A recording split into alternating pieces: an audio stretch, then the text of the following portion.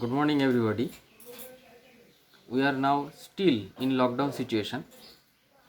In this situation, we are totally unable to attend our classes in school and colleges. So, in this situation, the online classes through technology is our only help to attend the classes or to reach to the students. Today, we will discuss a short poem of Robert Frost under the syllabus of CBSE. The name of the poem is Fire and Ice. In our previous lecture regarding Robert Frost's poem, there we have already discussed about the characteristic features of Robert Frost poetry, which is necessary to know before learning the poem. So, today we will not elaborate the discussion from our previous video about Robert Frost's characteristics in his writing. Let us directly go to the poem Fire and Ice. The title of the poem is Fire and Ice. In the title, there are two elements, fire and ice. So, let us know this is a completely symbolic poem.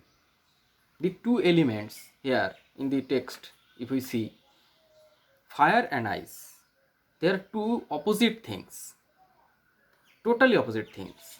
Basically, this poem is inspired by Dante's Inferno.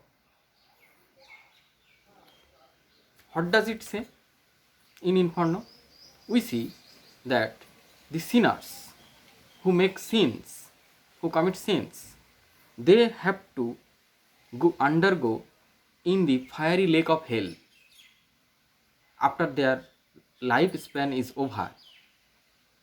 And it is suggested they have to be submerged in the lake of ice also to wipe out their sins, to make them purified. This is a religious concept or a spiritual concept. So, if we look at the poem, we will see the two elements there are fire and ice, which can end the world. The poet assumes it. The poem actually expresses the idea that there are two elements in the earth which can end the world, and the two elements are fire and ice. Both fire and ice are competents or the components that are compared with the self-destructing human emotions. Fire and ice are compared to self-destructing human emotions. Let us say, what does it mean? Actually, the philosophy expressed by the poet here in this poem is that we human beings let all our emotions rule our body, mind, everything. Emotion rule us. Is it true? Yes. Our emotions rule us. And if we don't control it, it will continue to rule our everything in our body and mind. After the result is that a catastrophic end. We must have to be destroyed at a time, at a certain period of time, if some mistake happens. So, the philosophy of the poem is that if we let our emotion to rule us continually, then at a certain period of time, a mighty destruction is sure to come. This is the central message of the poem. If we go directly to the lines of the poem, at first the poet speaks. Some say the world will end in fire. If we look at the text, some say that the world will end in fire, and some say in ice. From what I have tasted of desire, I hold with those who favor fire. This is the first four lines of the poem. What does the poet expresses here? If we look at the text in these four lines, two words comes to our mind? The word desire. What does the word desire means? Desire means a kind of strong feeling of wanting to have something or wishing for something to happen. Desire means to get strong feeling to get something or wishing to get something, a strong feeling, desire. And the word favor at the fourth line, last section, favor, that means approval or support. So what does these 4 lines tells us? The poem expresses a deep desire or a deep idea that the world would end either by fire or by ice. This is the assumption of the poet. One group is of the opinion that the poet speaks that this is not the opinion of the poet Robert Frost. The poet speaks that one group, that means some people, expresses the idea. If we look at the text, some say at the first line, some say that is not the idea of the poet Robert Frost. Some say one group is of the opinion that someday the Earth's core will get so heated up, so excessive heated up that it would lead to fire destroying the Earth's surface. If the sun gets so much excessive heat, then life on Earth is surely to be destroyed. On the other hand, there are a group of people, this is another group, who expresses the idea that if the temperature of the Earth goes down to certain extent, temperature is decreased, if the temperature is decreased or goes down to certain extent, then also there in this earth, for the living people, the existence is surely impossible. So these two assumptions, the poet expresses this assumption. There are two groups who expresses their views that the earth may be destroyed by fire, and the another group there is who expresses the idea that earth may be destroyed by ice. So whatever it is, either fire or ice, earth may be destroyed. Both fire and ice have the power to destroy this beautiful earth. This is the information in the first 4 lines. Here, the poet Robert Frost emphatically expresses the idea that both fire and ice are compared with the destructive human emotions. Fire is equal to desire and ice is equal to hatred. If we symbolically try to bring out the meaning of fire and ice, we will come across that fire means desire, fire means greed, fire means conflict, fire means fury, fire means cruelty, fire means lust, fire means avarice. So these are the human emotions, and not that these are the destructing human emotions that is symbolically represented by the word fire. On the other hand, what does the word ice means in the poem? Ice means insensitivity, coldness, intolerance, indifference, rigidity, and hatred. So these are also the destructive human emotions suggested by the word ice in this poem. So in the first 4 lines, what does the poet clearly says us? That in the first 2 lines the poet expresses that there are 2 ways by which the earth may be destroyed, fire or ice, but in the 3rd line he confirms that what he has the experience about the fiery desire of human being, he is sure that it is fire first to destroy the world, because as I have already stated the fact that we human beings all let our emotions to rule us properly, but these emotions which rule us, which rule our mind and body, must surely bring out a catastrophic end. So fire is the first way to destroy the world. It is stated by the poet in the first four lines. If we look at the next part of the poem, at the text, the poet expresses that, but if it had to perish, it means the earth or world had to perish twice. If the world or earth has to perish or demolish twice, that means at the second time, I think that means the poet thinks I know enough of hate, this time hate, that equates ice, to say that for destruction, ice is also great. Ice has also the power to destroy this earth if the world has to end at the second time, and would suffice.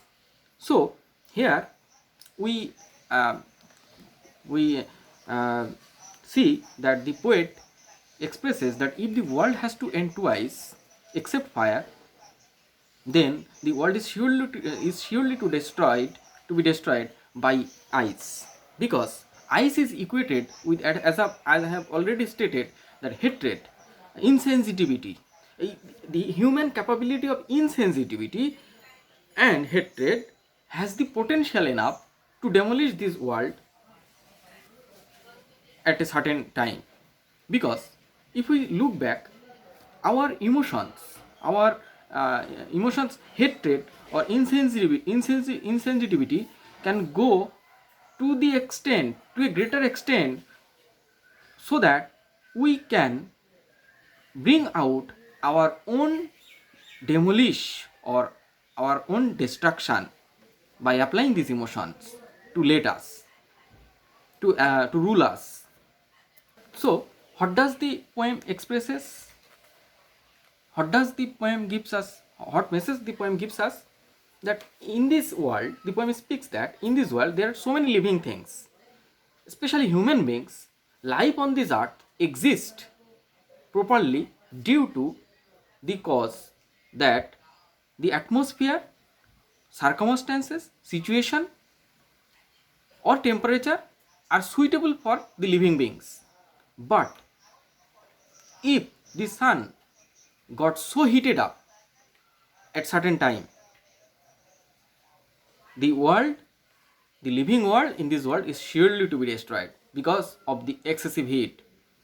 There is a slight suggestion of global warming if we make a deeper meaning at the lines. And also, if the temperature of this world reduces slowly to a colder and colder way, there will be a destruction also, because the living world in this world is surely to be destroyed because of the low temperature. The situation or atmosphere will not be suitable for the people if the temperature goes down to live at. So, the poet expresses the idea either by fire or by ice, this world is to be destroyed. Both fire and ice has the same capability to destroy the earth or the living beings in this world. So, let us know about some literary devices applied in this poem. At first, we look at the rhyme scheme used by the poet.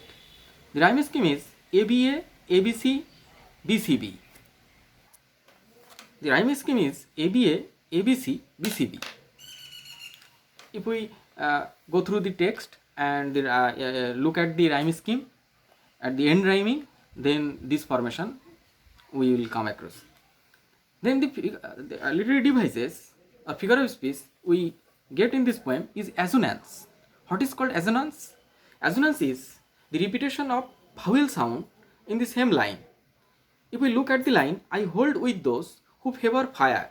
In this line, in the text, the vowel sound O is repeated. So this is called assonance. There are so many assonances. The next figures of speech we get in this poem is alliteration. It is simple. Almost in every poem, alliteration is found. Alliteration is, what is alliteration? When we find the repetition of consonant sound in the line, it is called alliteration. we may quote some line from the poem. Next, the literary device or figure of speech we get in this poem is anaphora. And what does it, anaphora means? Repetition of word or expression in the at the beginning of two or more consecutive lines. Same expression. If we look at the lines in the text, some say, the first line, the first line begins with some say, and the second line also begins with some say. So the repetition of the same expression at the beginning of two or more consecutive lines, this is called anaphora. Last of all, the most important term, enjambment, we find in this poem. In the previous poem also, The Dust of Snow, there we find, that was also by Robert Frost, enjambment. What does the enjambment means? When a sentence does not end at the line break and it continues to move on in the second line or the next line, it is called enjambment. There is no punctuation mark at the end line, no punctuation mark. The sense or same sentence is continuous in the next line. It is called enjambment. In the poem, in the line, from what I have tasted of desire, I hold with those who favor fire. There is no punctuation mark at the end of the line, desire. I hold with those. The same sentence continues or moves in the next line.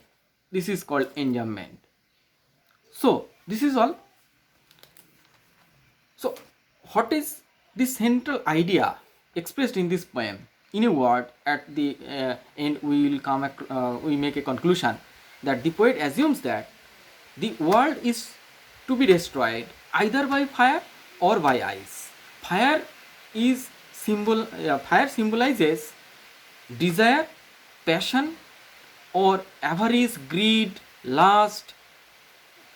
These are the destructive human qualities, and also the world may be destroyed by ice. Ice symbolizes hatred, insensitivity of human being. These are also the destructive human emotions. So, the world may be destroyed either by fire or by ice. What does the poet suggest through this poem, through this short poem? That we, human beings, let our emotions rule us. And if we do not control our emotion to rule us, then we are surely to destroy ourselves at a certain period of time. Thank you.